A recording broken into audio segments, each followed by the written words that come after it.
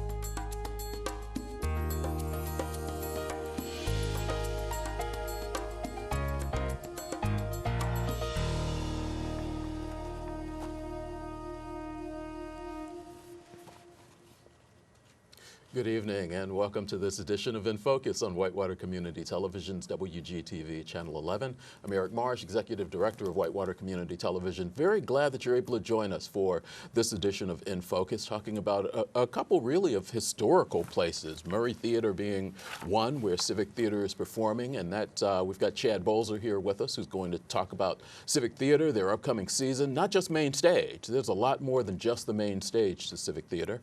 And we're also going to speak with Pastor Freddie Banks, who is pastor of Bethel A.M.E. Church, celebrating their 181st anniversary this fall. That's a long time. Yes.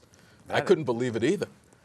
Man. That's serious business. That is. We think 77 years at the theater is pretty big, but that's very big. 181 years. So Pastor Banks is going to give us a little bit more information about that. First, I want to remind you that this coming Saturday, a very important event, Read Ride is taking place here in the Richmond area and stretching out through parts of Wayne County.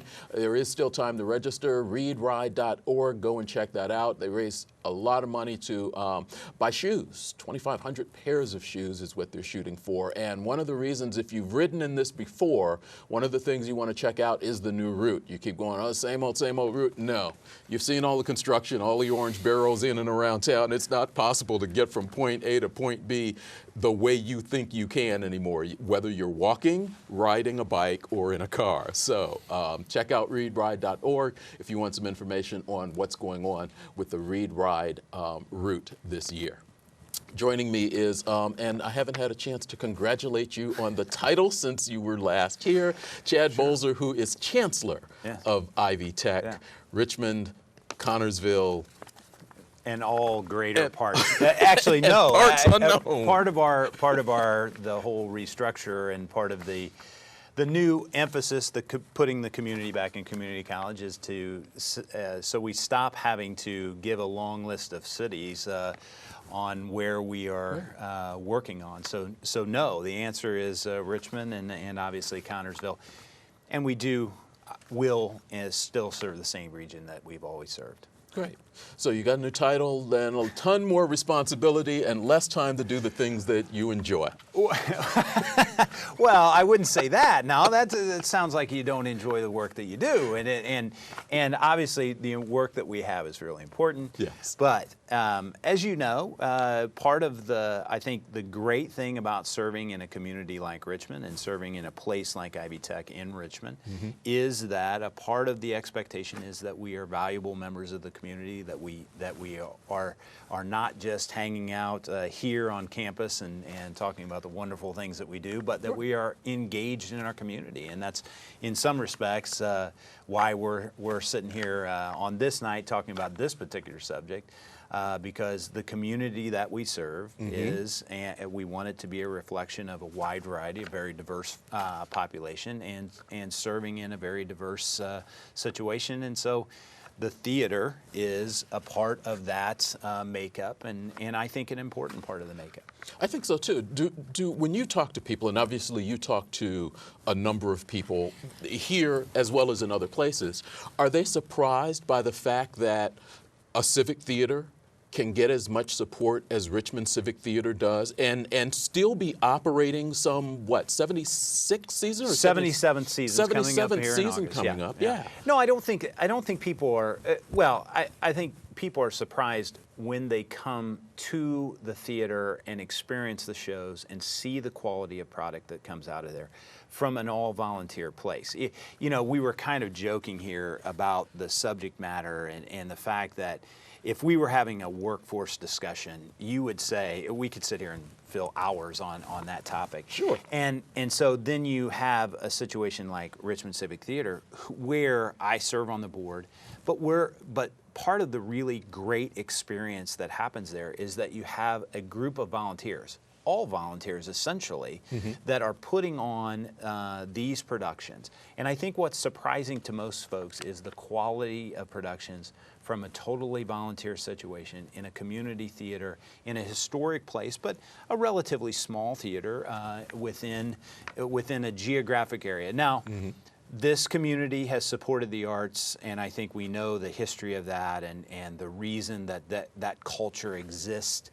And has been very supported by a community. I think Richmond is very, very fortunate. Wayne County is very fortunate to have those type of opportunities and a quality of place that is significant here. So do I think people are surprised? No, that we get the support. I do think when they get in that theater and they do see the quality of production that happens on a really regular basis, I think people are sometimes surprised at that. And I think one of the things that surprises that the people I've talked to is the number of productions that go on. You would figure for a town this size, you would have 2, 3, maybe if you're lucky, 4 productions a year. There are times you all can probably have a couple of productions going on at one time. You've got one on the main stage and 1 or 2 in rehearsal. You know, it's funny. So you decide to volunteer and be on the board, and they say, hey, what would be a great idea would be, how about marketing, the marketing position? And you think, well, yeah, sure.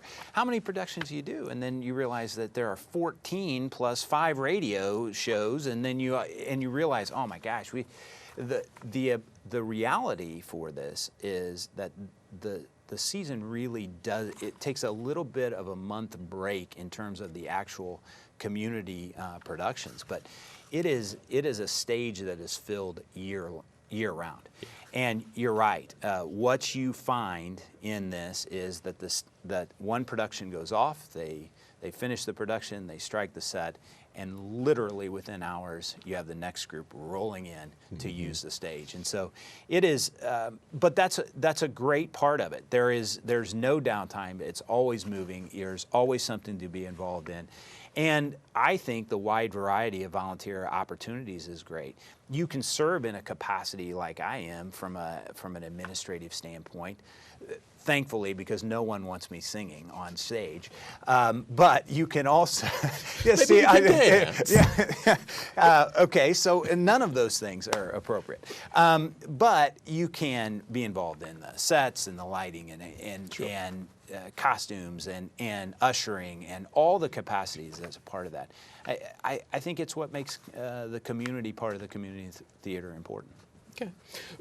Now, you've mentioned a couple of things, and we're going to obviously circle back to the main stage because you all have a production coming up early August, first weekend of August. Yeah, Fiddler absolutely. On the Roof Fiddler on the Roof takes off, and as the show, and we know that is a we know it's a classic that everybody is going to come out and see it. It's the big musical to start off the season. We're really excited about that. The first week of August is a week earlier than we have typically opened up, but that is we're very excited about that production. It's year-round theater, almost like year-round school. No. Closer and closer. There you go. But let's talk about some of the other things that you talked about, because I think people think about the main stage productions because they get a lot of the publicity. Sure. But you mentioned some other things. And you started off by saying and radio productions. And there are probably people going, Yeah. I'm sorry, radio productions. But there is Richmond Radio Works, which is a part of Richmond Civic Theatre. It is, and it is very much it's a perfect example of some folks thinking a little bit outside of the box and saying, you know, they want to harken back to that, to when there was the radio that you would sit around and listen to the story and the productions that took place on the radio. Right. And it's really is, that's what it is. It's a throwback. And so what Richmond Radio Works does is they have, I believe, 6 productions for this year planned for this. We have a list of those that will be planned during the course of the year. But what those are, and they're great for folks who may say, I will never get on stage. I'm never committing 3 months to a production, but might be interested in the theater to come out. It is exactly what it sounds like. It is either a recorded or a live production of a radio soundtrack, and it is it's a production that goes on about a week commitment on each of them. And so let me give you a few of the ones that we're looking for. The Misadventures of Martin Hathaway will be in August. Dracula, it's going to be broadcasting in October. Yes, Virginia, there is a Santa Claus, which is going to be broadcasting on December 17th and 24th and 31st. Okay. Frankenstein in January will be there. That should be fun. That one could be fun. Yeah, absolutely. My Darling Clementine is going in April and May, and it happened one night, broadcasting in July. Now, I'm a fan of old westerns, so My Darling Clementine. Yeah, would there be you go. One there you go. You sit there and watch the Western Channel. I feel a tryout coming in your future. No. Okay. Thanks. Okay. Those shows, if you can't make it to the theater, those shows can be heard on WECI. That's right. I know they get broadcast there. Absolutely, absolutely. And we are really looking for outlets to expand that. They've become very popular. We've had at least one of them has had a live audience that we've done live on the stage. So Nice. very creative. And again, an idea of a small group of folks who said, "Hey, we really want to do something different," and it's really grown into a full year of production. And it's an outlet what they've done a couple of times is take the soundtracks, put some slides promoting things with Civic Theater, and actually provided it to us. So we've aired it on WCTV Channel 21. So be looking for that, because that is always fun, because you're just there and you don't have to watch. That's one of those times you can turn the television on and actually just kind of make it background, because it's very much like what radio used to be. And very quality productions. Very quality production. It is, you really do get pulled into the sound effects and everything question. that they add into it. They do some great work with that. So I'm looking forward to actually having some more of those on Channel 21. Youth productions, I think, have been a part of the theater, and I went back and, I was kind of scouring the website a little bit earlier going, okay, 77 years, really, all the way back, and I'm going, and the first productions were like 41, 42 or something like that. But one of those early productions in 41, 42 was Little Women, and it was listed as a children's show. So children's shows have been part of the theater really from the beginning. Well, and I think one of the things that you can look at from a theater perspective is that you're always looking for the next group of folks that are going to come into, to be a part, to be that next phase of those actors, actresses, the set designers, the lighting specialists, the sound design, those people. And the best opportunity to involve folks and also create a pipeline to the future is to introduce theater and this community of theater to young people. And I think that Ryan Shaw is our director there. He does a great job of creating a vision and casting a vision for this.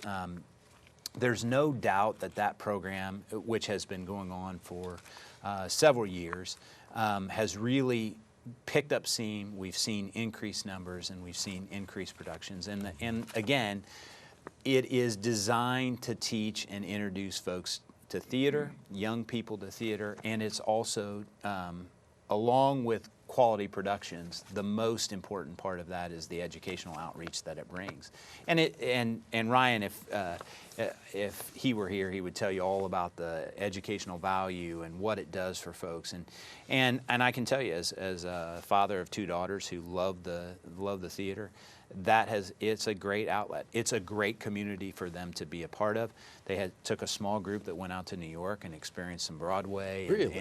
and worked with some professionals, and so it's an introduction not only just to the experience of the theater and productions, but also all the things that go with that. We have quite an alumni base, I would say, that have gone out beyond stage 1 and went on to college, or went on and really made taken that beyond and made a career out of it. You were talking about Ryan, and my Ryan Harris, who's directing, just told me in my ear, we have a clip of a program that we recorded yes. at Civic Theater the other day, and it is Ryan talking about youth. So we're actually going to hear from him a little bit later on in the show. Great, so you were great. channeling that. There you go. Very See, good. there you go. It's almost like we planned this. Well, gosh, you never know. Didn't happen. So there's the youth, there's the radio works. The new title, Visionary Productions, I think is the new title for that? Yeah, there has always been a desire. And as you well know, it does not make, regardless of the community theater and the non-for-profit and all the things that the best intentions that come out of organizations like Richmond Civic Theater, the main stage and selling tickets and people and support of the community is critical for the success and failure. Mm-hmm. There has always been a strong sense in the theater community that they have an outlet for maybe some more challenging, thought-provoking, maybe edgier. It's got to push those boundaries a little bit. Push the boundaries of theater. What the theater does. And the theater is great for that. And so they have really, they've done that. It was Studio 10 and now has been rebranded as Visionary Production. And we have 2 productions this year, Informed Consent and Souvenir. And those 2, I think, 2 very different productions, but I think 2 that push some boundaries of the normal theater experience. They make you think, take you a little bit deeper. So I think very, very good productions and ones we're looking forward to. And I will tell you, as a theater board, we feel like those productions are critical to the broader scope. Everybody you can name the 5 musicals or 5 productions and it gets a little bit in a rotation, and you hear them and they're plugged in here and there. But it's critical for us to have, again, for a diverse audience, for a wide variety of patrons, we need to have a lot of experiences, and I think that's what Visionary does for us. It is clearly more a part of the total package of the theater, and we've marketed and branded it that way. As a board, how much discussion do you all have about what productions you will or won't allow, what's right for the community, where you think maybe you need to push the community a little bit more, that type thing? Well, I think the biggest challenge, it's like any other, community board, or the challenge is, how do you meet the need of the community? How do you make sure that you serve the folks that have been with you for years, for decades? Sure. That have been at every show and every production, and as Bob Myers was talking in our interview this past week, he didn't miss a show for decades upon decades. He was at every single show, and I think you have to honor that.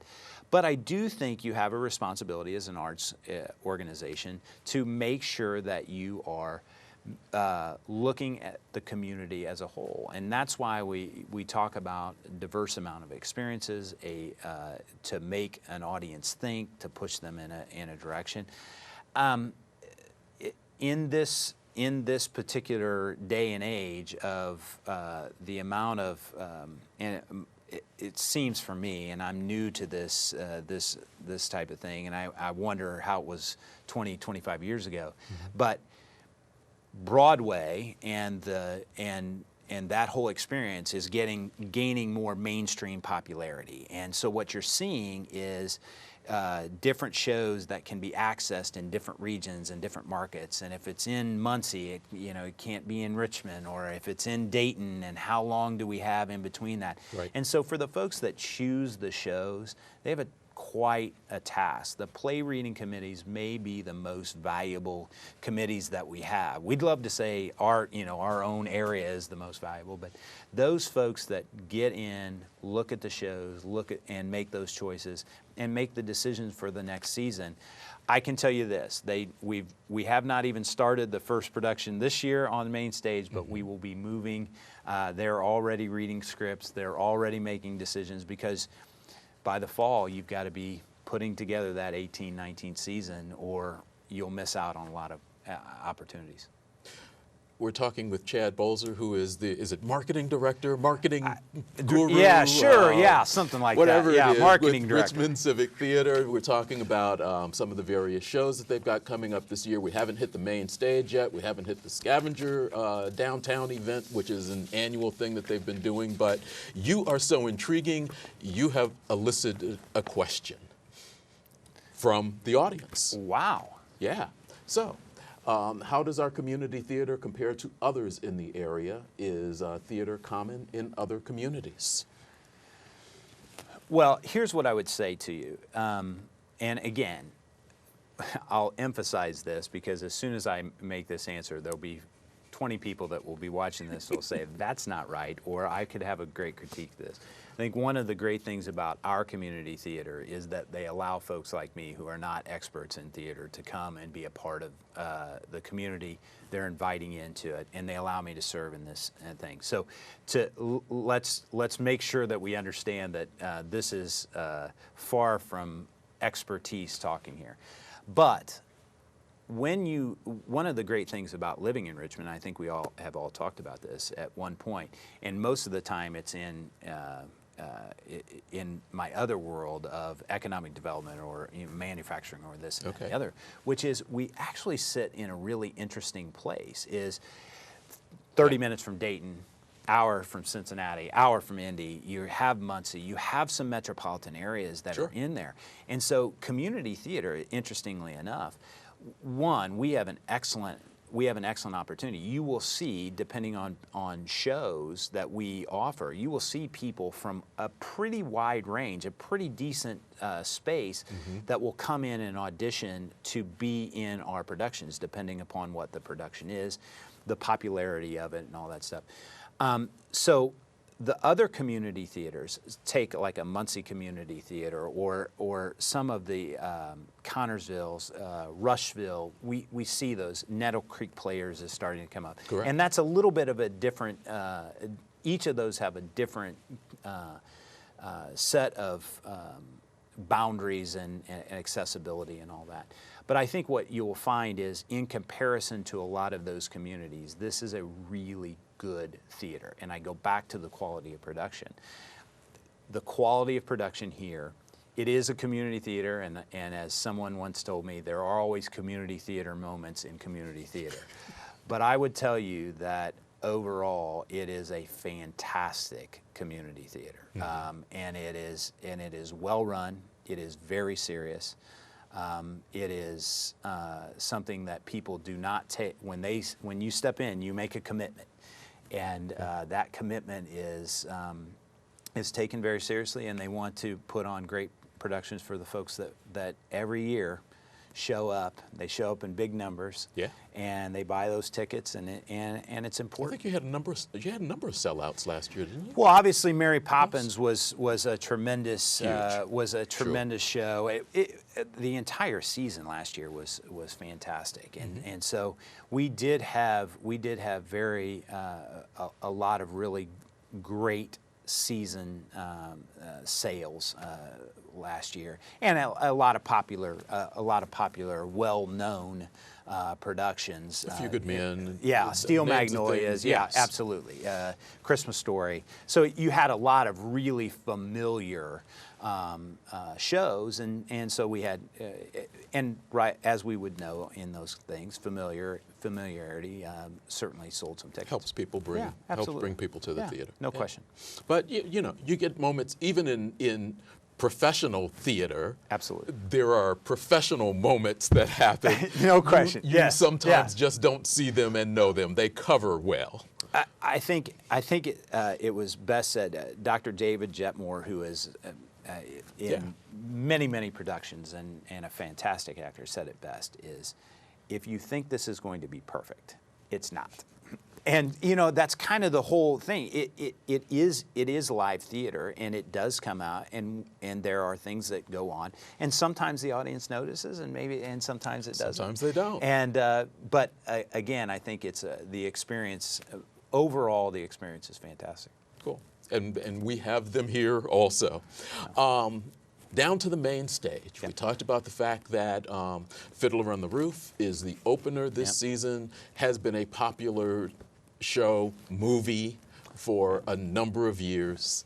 People will be singing with you, I'm sure. Absolutely.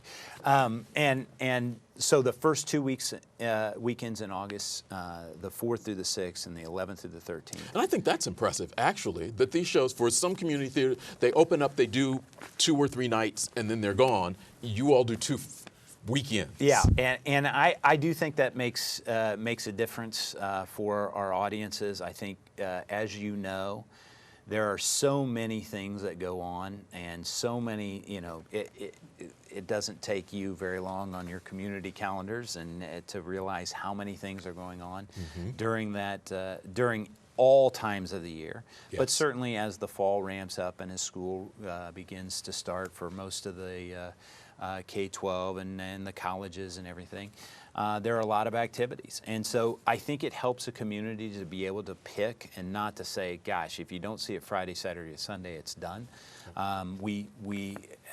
In all of our main stage shows, we do 2 weekends, and I think that's good. It also doesn't hurt when you have a really quality show. The second weekend is a... You get a lot of buzz off that first weekend. Yeah, absolutely. No question about it. Yeah. And it also, but you were talking about the commitment of the volunteers. It also speaks to the commitment that those folks are putting in, that they're doing 5 or 6 shows. No question. No question about it. And that's important. No question about it. What follows up? The second one is, again, kind of a classic, the Glass Menagerie. And it's a 1930s set in St. Louis. It's our opening drama of the year. David Cobine is directing that show. And so it's one of those, it's a follow-up. We traditionally do that. We'll open up with a musical and then follow it up with a drama. That is on September 15th and 16th, and then also the 22nd through the 24th. Okay. Now, the following show is Peter and the Starcatcher. I saw that. Yeah, December 8th through the 10th and 15th through the 17th. Now, I have a question for you. Go for it. So what's Peter and the Starcatcher about? That is not one that I'm familiar with, I don't think, at least from that title. Now, my wife is probably sitting at home going, "Oh, yes, you..." See, this is where we're doing our job of education, because some folks may not be aware of that. Now, I think a lot of the younger people maybe have read it in a book or seen something, but it gives and tells the story of Peter Pan, the prequel, so to speak, of Peter Pan. Really? Okay. Yes, and so we're really excited about this show in this time around the Christmas show, and that's a critical show for us. It is one that it's a great opportunity. Take the family out, go see this, and we're really going to spend some time promoting this, because I do think that the general fan may not recognize what this is. And not realize that it's a really cool opportunity. This will be a really cool production, and we're excited about it. That could actually be a very fun show too, I would imagine. Absolutely. Yeah. Along the lines of what Mary Poppins turned out, and there were people talking about that, and no question, how that turned out really well. No question. Okay. Now we follow this up in March 9th through the 11th and 16th through the 18th with Tarzan the Musical. Now everybody knows what Tarzan the Musical is about. I know what Tarzan is. I'm not familiar with Tarzan the Musical. Well, now there is a Disney. He swings and dances? Okay, never mind. You can't throw me off like that, Eric. We're on it. We're laser focused on this. Okay. Swings and dances. There you go. Swings and dances. Yeah, no, this is going to be, I think, again, a very interesting musical, something that maybe not everybody's familiar with. Most people are familiar with the Disney, the production, the movie, but it is a stage musical, and I think going to be really cool and really interesting. Becky Jewison directing that show. Going to be a really, I think a great opportunity for Richmond to see that musical. Nice. And then we'll end it up with Moon Over Buffalo. Now, that is on May 11th and 12th and 18th through the 20th, and we end up, and this is a comedy set in the 50s, and it's going to be, we end in a drama, which is a little bit of an unusual thing for us. We've flipped back and forth in terms of the season and the way we've done that. But this is going to be I think going to be a really funny performance, and we'll need to promote that really well as we come through there. It's got a Woody Allen type title to it. Absolutely. Ruth Ann Munger will be our director for that, and we're looking forward to how that ends the main stage season. Nice. That sounds like a very interesting season. Yeah. If people want tickets to see them all, can they purchase them now? They can, actually. This week we opened up season sales went on this week, and they can do that in a couple different ways. One is to visit www.gorct.org. Okay. And the other one is to call the box office. Now, I don't have that number right. It's 962-1816. Okay. 765-962-1816, and they can call. Season tickets are on sale, and then we will begin the process of doing the individual shows and selling those. But all that information is on the website. On the website. And we're on social media at GoRC, Facebook, Twitter at GoRCT. Okay. And so we're excited. We're excited about the shows that we have, the productions that we do. But we're also excited about our history and the fact that we've been a really great organization for this community. Murray Theater, there's nothing like it. It's a great place to watch a show. It is a great place to watch a show, no question. They're telling me in my ear we're about out of time, and there's a couple of things that we need to do. Yeah. One, the downtown block party scavenger hunt. Yeah. We didn't get to. We need to hit that pretty quickly. Yeah, on the first Saturday, on the 5th, Saturday the 5th in August, what has become kind of a tradition for Richmond Civic Theatre, we have, a few years ago, we had a kind of a downtown party, and it was the 500th show, and so it was people just came out, and it was really cool, and so that has kind of become a tradition. Okay. And we've always married it a little bit with a show, and so now the downtown block party is with Richmond Civic Theatre is going to be, I think. We're going to do it as long as those things last, but we'd like to think that this is going to be an annual event around the time of our first show, in partnership with the downtown businesses, which we obviously know are a huge importance, and we want to support them. And so there's a scavenger hunt that is created. We encourage folks to go down and visit those downtown businesses along with Richmond Civic Theatre, and to participate. It'll be a really cool outdoor street fair, and really exactly what it says, a block party. So anybody that's been around that, there will be performances from the cast. They'll have performed on Friday night, which will be opening night. They'll come in. We'll have some performances. They'll be warmed up. They'll be warmed up. It'll be the first week of August, so it will certainly be warm outside, I suspect. Yes. And it'll get it ready for that Saturday night show. But and there'll be a variety of things. The stage one will be there, and all the folks. And there are tons of the downtown businesses that are chipping in for this block party. There's always a lot of fun things to do. Should be great. Yeah. The other thing, now we mentioned earlier that we were recording in Civic Theatre. Yeah. There's a show that will be kicking off next Thursday night, 9 o'clock on WETV, Channel 20, our educational access channel. And it is called Access to the Arts. Richmond Civic Theatre is the first kind of spotlight art that's going on, and we were there the other day for that show. Yeah.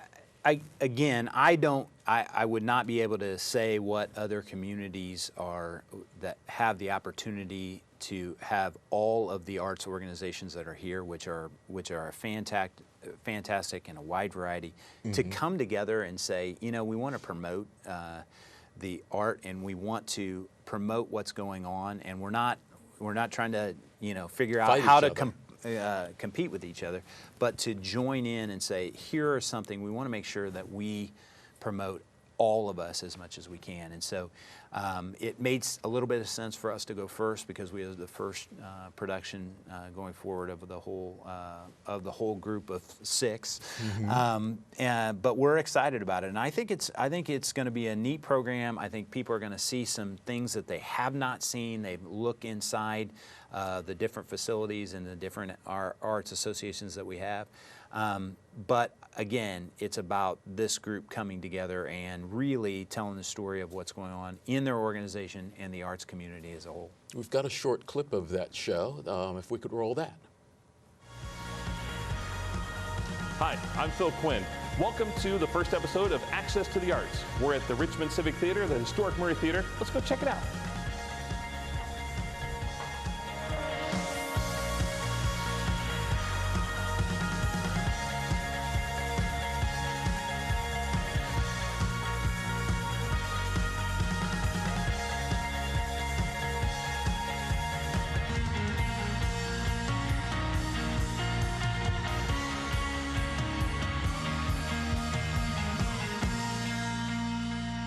Stage One Youth Theater has been part of that theater program that has really grown in leaps and bounds in the past few years. How long has Stage One Youth Theater been around? Stage One itself started in 2001 with Becky Jewison, and then she ran it for about 8 years. Then Chrissy Jackson took over for about 8 years, and now me. Okay, and what's the importance for young kids to get involved in theater? What are some of the skills and lessons that they learn, and why should parents think about using that as an after-school activity for their kids? Aside from a lot of the social aspects, learning, and we have a lot of homeschool kids that come, so that's a great way for if you don't have kids that are in public schools. It's a great way to come out, make connections, build some kind of relationships. Diversity is really nice here. We have kids from, like I said, all over different counties. Aside from that, there's also... That should be a interesting season of that show. Only one of them in the can. Actually, it's not even finished editing yet. Well, there you go. But we're saying there it's going to be on next Thursday. No pressure on the staff. Yeah. You all have a great season coming up. Thanks for letting us come in and be the first guinea pigs for us for this new show. Well, thank you for what you do for this community in general, but also for the arts community. It's invaluable. That's great. Thanks for being here. Appreciate it. Looking forward to having you back. We'll talk a little bit more about Ivy Tech also.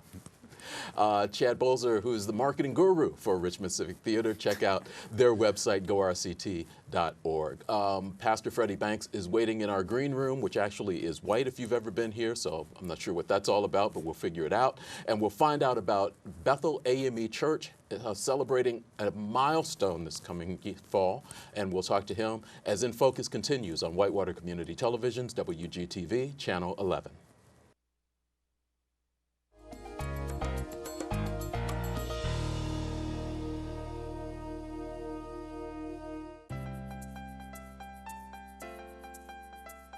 Hi, I'm Sherry Harlan, program host for Read Beside You. Join us for our next show, where our guest will be Lisa Suttle Director, Strategic Initiatives from Reed Health. And any drug, any pot. On Thursday at 8 o'clock on WETV.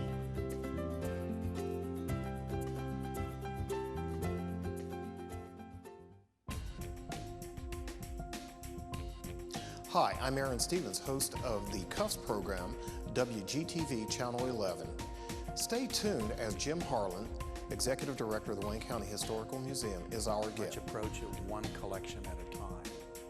Again, that's the Cuffs program, WGTV Channel 11, 6 p.m. Wednesday evening.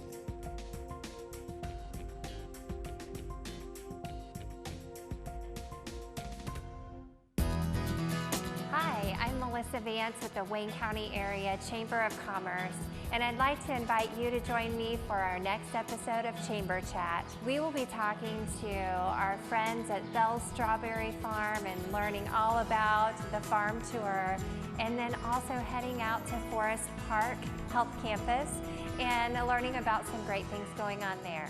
You won't want to miss it. Join me Tuesday evenings at 8 p.m.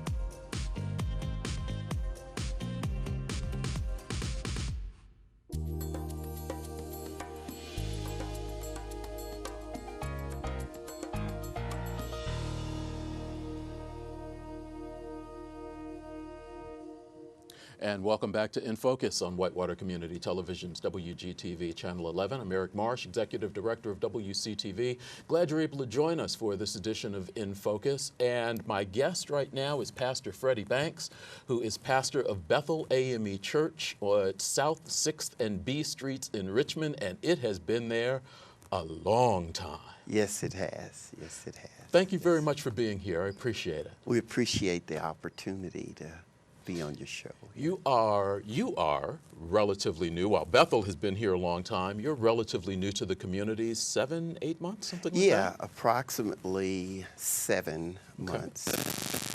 Give us a little bit about your background, where you've been, other churches maybe in Indiana that you've pastored at. Okay. I'm A.M.E. pastor, so what is very normal for A.M.E. Methodist pastors is a word called itineracy, which means we generally go where we're sent, and that is from year to year. Our appointments generally are for 1 year in duration. And then at the end of that year, we go back to what is called our annual conference, and we're either reappointed to our current church or given a new charge. I began pastoring in Lafayette, Indiana, in the A.M.E. Church. From there, I went to Franklin, Indiana, and was there approximately a year. And from there, I moved to Terre Haute, Indiana. From there, I moved to Marion, Indiana, and from Marion here to Richmond. You don't get to collect a lot of belongings making moves like that. We travel light. Yes, there is a little joke that goes along with colleagues that says, "Don't unpack your boxes or your suitcases." So, but it's a wonderful ministry and opportunity to serve. Yes. Being around Indiana as much as you have been, obviously, as an A.M.E. minister, what had you heard about Richmond and Bethel A.M.E. Church throughout the state? From what I've heard, Bethel Richmond was a staple within the A.M.E. conference of the Indiana Conference, and it was always known as a top-tier church and congregation. So when I got the opportunity to come, I was looking forward to the challenge of coming to Bethel, Richmond. And I did hear some other things about Wayne County, about its historical nature as far as jazz musicians and what have you. So I had a little bit of a background. I assume you'd heard about the history of the church and how long it had been in existence. Yes, yes, yes. A couple of things that, now I first met you actually, it was Good Friday. You Yes, had absolutely. a special service that I stopped by Bethel and heard, and it was very nice. You and I have had one conversation since then. Yes. And you were telling me about the 181st anniversary. That's a long time. You know, in this walk and in this thing called itineracy, sometimes we have to follow and trust God. And our trusting appears to be blind faith.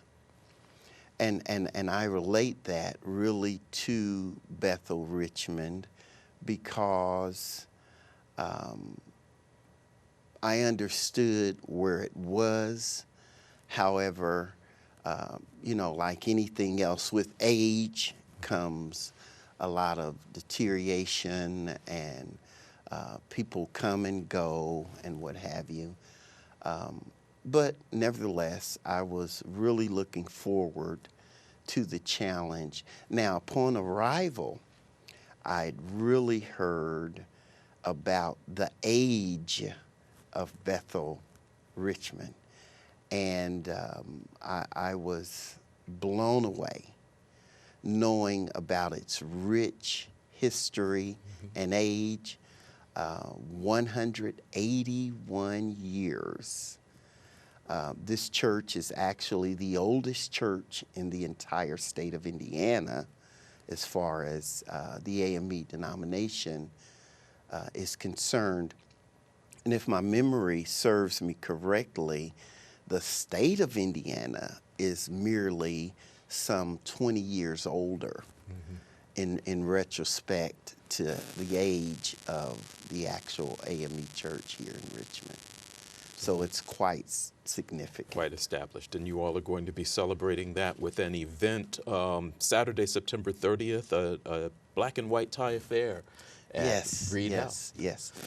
We're just blessed to have the opportunity to, my vision upon arrival and sitting down and forming an anniversary committee, the goal was to be inclusive of entire Wayne County.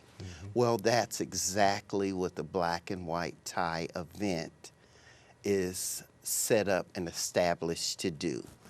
Celebrate ourselves as a church as we incorporate the community along with us, because we understand that Bethel would not have gotten to the age that they are without the community going alongside them.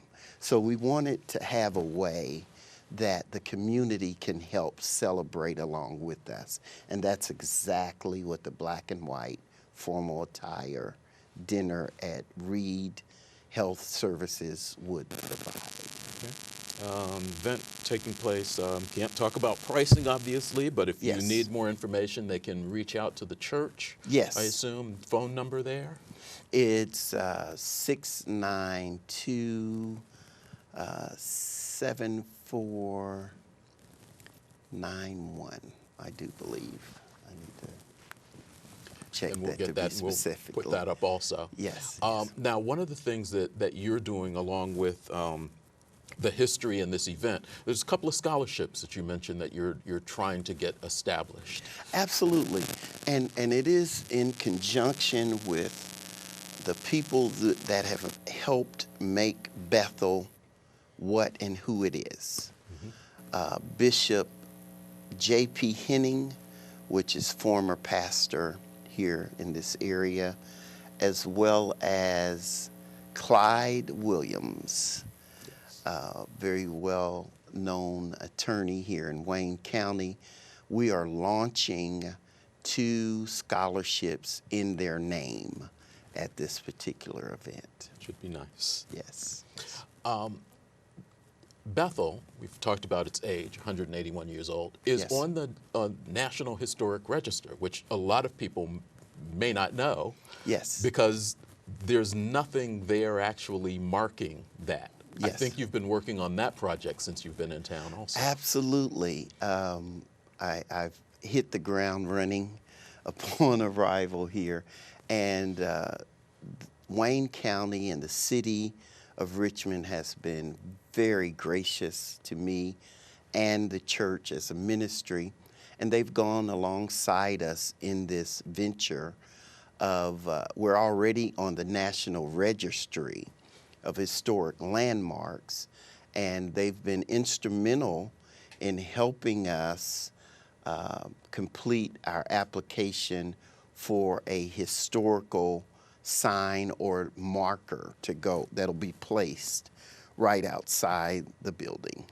That can actually help in a lot of different ways, bringing people. There are people who travel Yes. around, they're history buffs that are Yes. looking for that kind of information. Absolutely. And places to see and view. Yeah, absolutely. And upon talking with the city planner, Sarah Mitchell, she informed me that currently Wayne County only has one other location that has the historical landmark title and marker.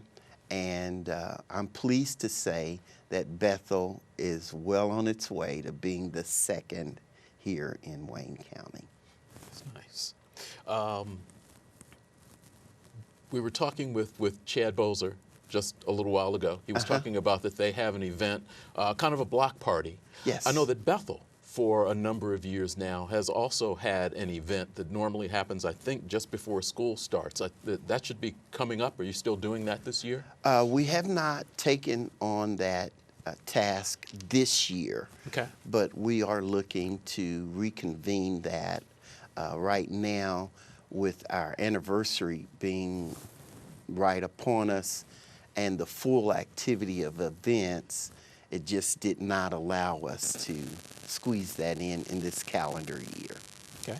That's going to be one of the things that people are going to be looking forward to in the future. Yes, but one of the absolutely. things that you are squeezing in is a revival. Yes. Which is going to be actually taking place in early October over a number of days. Yes. You mentioned, Eric, that our black and white tie event, well, that is our kickoff to our 181-year anniversary. And then the following Monday, the black and white tie event is September the 30th. Well, on October the 2nd marks the beginning of our anniversary revival. We have very worldwide renowned speakers that will be here in Richmond at Bethel A.M.E. Church. None other than Pastor Jeffrey Allen Johnson, pastor of Eastern Star Church out of Indianapolis, Indiana, pastors some 17,000 members. Wow. Will kick us off on that Monday. Following Pastor Johnson will be Pastor Reverend Dr. James Jackson of New Beginnings Ministry out of Indianapolis, Indiana.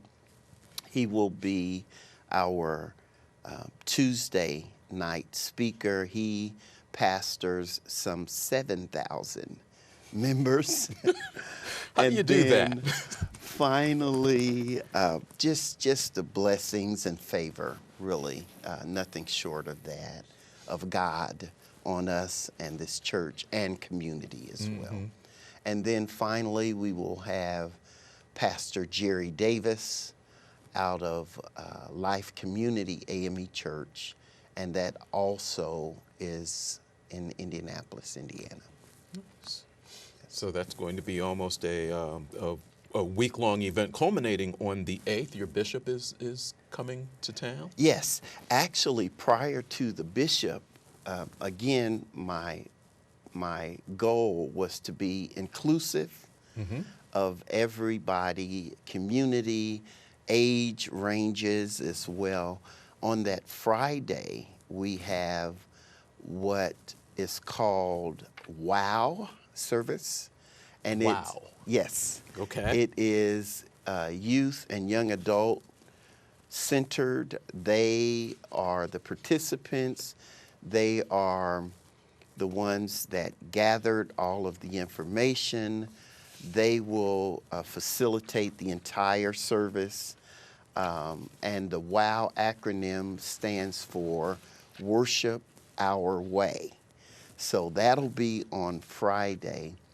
And Eric, I forgot to mention, if we are granted our historical church sign, we plan to have a groundbreaking within that week as well. We're trying to sandwich all of that. Can you put any more in that week? Yes, on Saturday. That'll take place on Saturday of that week. And I don't know why God didn't allow me to schedule anything on Saturday. Well, that's the reason why. Okay. Because of our historical sign, once we're okayed that, it will be the groundbreaking on October the 7th, which is the Saturday, and the time will be announced at a later date. And then but that yes, Sunday, your bishop will be... Yes, Bishop John White, which is the presiding prelate of the A.M.E. Church, Indiana, and entire 4th District, will be closing us out on that day at 4 o'clock. Also, we managed to squeeze in, I was going to preach myself on that Sunday you're on morning. The flyer. But I was led by God and the Spirit to invite our presiding elder to do it on that Sunday morning. So presiding elder Elaine Walters-Gordon will preach that Sunday morning, and then our bishop will close us out at 4 o'clock. Okay. It sounds like you are going to have a very busy It fall. is. It is very busy, yes. We're very glad to have you in the community. Yes. Congratulations to Bethel A.M.E. Church on its 181st anniversary coming up. Yes. Information about the dinner can be found on our community bulletin board, and we'll also have a flyer up and information on the community bulletin board about the anniversary revival taking place October 2nd, 3rd, 4th, into the 7th and 8th Yes, also. yes. I'm glad you were able to make it this Oh, evening. I appreciate the opportunity. Quite Thank all right. you for the invitation. You're very welcome. You've always been very pleasant and engaging, and for that, we're very grateful to have met you. You're welcome. Thanks for being here, and we'll have you back. All right, thank you. I want to remind you that if your not-for-profit organization has an event coming up that you'd like us to know about, get it to us at least a couple of weeks ahead of time. You can email a flyer to wctv@iue.edu, and we'll be more than happy to get that on the air. There is no charge to not-for-profit organizations for putting up your information. There's something taking place this Wednesday. There's a lot taking place over the next couple of weeks, but one thing in particular I want to mention is if you have seen our show, I Heart Cooking, that we do with Reed Health, we are going to be doing that show in Jack Elstro Plaza this Wednesday. We'll be recording 3 shows beginning at about 1:30 or so in the afternoon. There's a concert and other things that are going on. Mayor Dave Snow is going to be a guest chef, or sous chef maybe, for that show. It's a program that we run on a regular basis with Chef Dugan Wetzel and Jennifer Stockler. So check that out. That show can also be seen on Monday evenings on WETV Channel 20. And next week, I'm back for 1 week and then I'm taking a week off. Next Thursday evening at 6 p.m. INFocus will be live. Our host will be Phil D'Amico, president of the Chamber of Commerce. His guests are going to be Jeff Carter, president of Bethany Seminary, and 3 local graduates from IU East discussing education in this area and whether they feel like they were prepared for their careers as they go through. So we'll be back again next Thursday evening with INFocus. 2 weeks later, I'll be back. Chad Bozer and Valerie Schaefer will be my guests. Thanks for watching this edition of INFocus on Whitewater Community Television's WGTV Channel 11.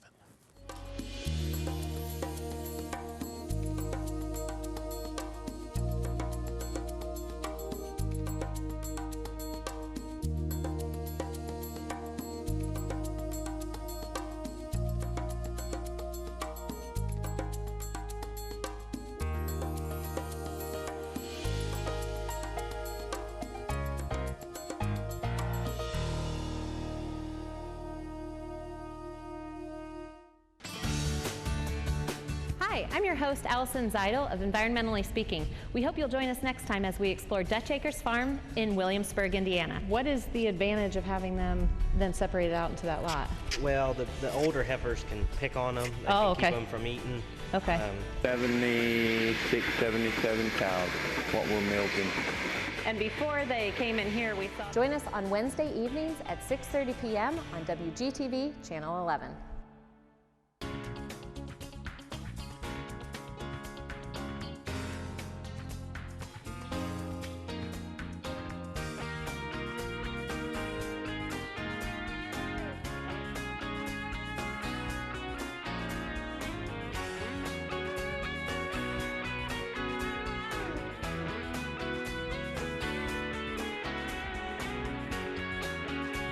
You are watching Whitewater Government Television, Channel 11.